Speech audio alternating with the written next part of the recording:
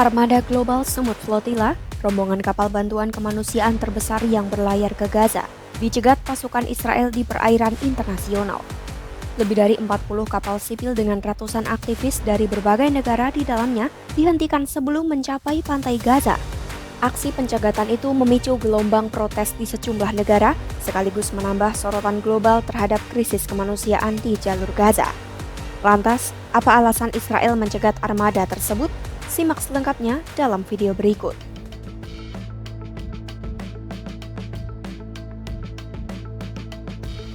Pada Rabu 1 Oktober 2025 malam waktu setempat, IDF menaiki dan mengambil alih sejumlah kapal yang termasuk dalam armada Global Sumut Flotilla yang membawa bantuan kemanusiaan.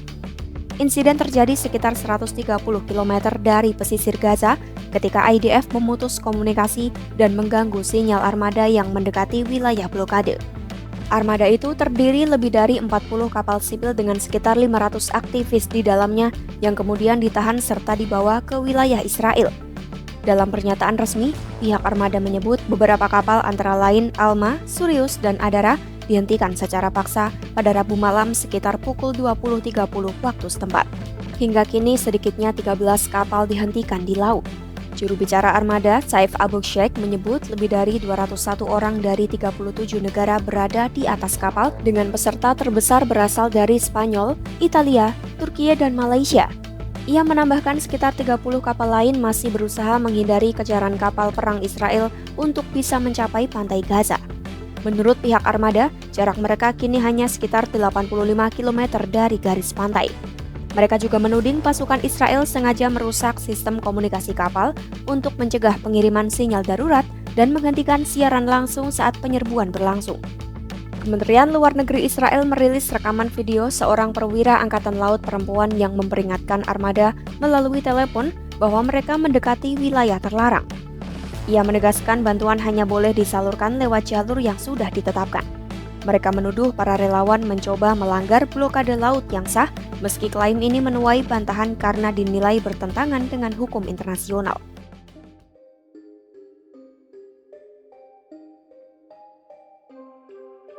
Melansir The Times of Israel, Kementerian Luar Negeri Israel pada Selasa 30 Oktober 2025 menyatakan IDF menemukan dokumen Hamas di Gaza yang diduga memperlihatkan adanya keterlibatan langsung kelompok itu dalam misi kapal aktivis yang kini berlayar menentang blokade Israel di Gaza. Mereka mengeklaim dokumen itu menunjukkan adanya hubungan langsung antara pimpinan armada dan Hamas, khususnya melalui sayap luar negeri organisasi tersebut, yaitu Palestinian Conference for Palestine, PCPA.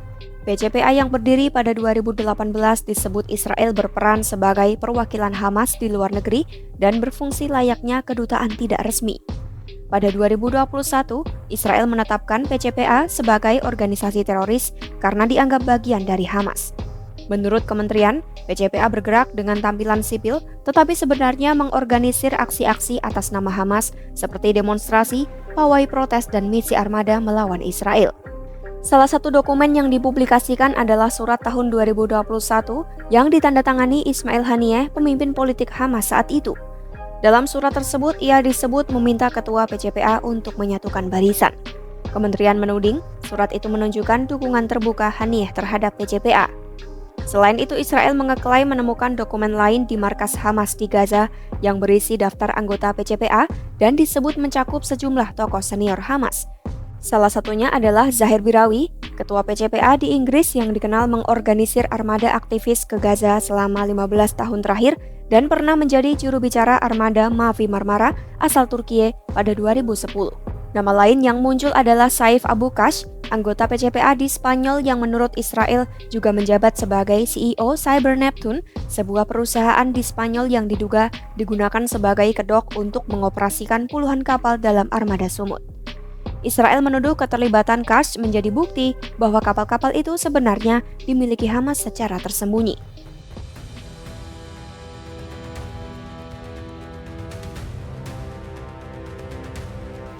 Armada Global Sumut Flotilla yang berangkat dari Spanyol pada 31 Agustus 2025 diketahui menjadi misi laut terbesar ke Gaza hingga kini. Terdiri dari lebih 50 kapal dan delegasi dari sedikitnya 44 negara, armada ini bertujuan menantang blokade Israel dan menyalurkan bantuan. Lalu apakah Israel berhak menaiki kapal di perairan internasional? Jawabannya tidak.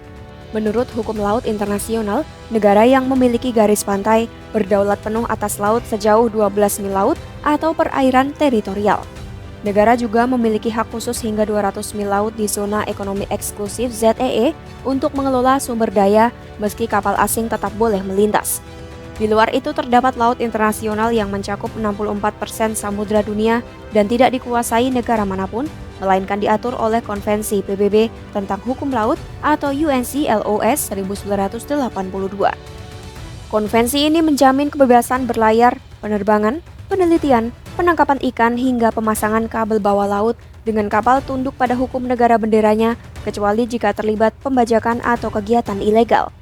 Karena itu, kapal bantuan kemanusiaan di laut internasional memiliki hak bebas lintas dan tidak boleh diganggu. Perlindungan ini juga ditegaskan oleh berbagai aturan internasional lain. Aturan itu seperti Manual San Remo, Resolusi DKPBB 2720 dan 2728, Konvensi Genosida, Konvensi Jenewa IV, dan Statuta Roma yang melarang blokade kelaparan, serangan pada misi kemanusiaan, serta penghalangan bantuan karena dapat dikategorikan sebagai kejahatan perang. Ini berarti armada sumut yang melintasi laut internasional hingga masuk perairan teritorial Palestina dianggap sah secara hukum untuk menyalurkan bantuan. Pencegatan armada itu dilakukan Israel karena misi tersebut dianggap terhubung dengan Hamas dan mencoba melanggar blokade laut. Para aktivis membantah keras dan menegaskan misi mereka hanya untuk membawa bantuan kemanusiaan ke Gaza. Menurut hukum laut internasional, kapal sipil di laut bebas punya hak untuk berlayar dan tidak boleh diganggu, apalagi jika tujuannya kemanusiaan yang justru dilindungi oleh banyak aturan dunia. Tinggalkan pendapatmu di kolom komentar, ikuti terus perkembangan konflik Israel-Hamas hanya di YouTube Kompas.com.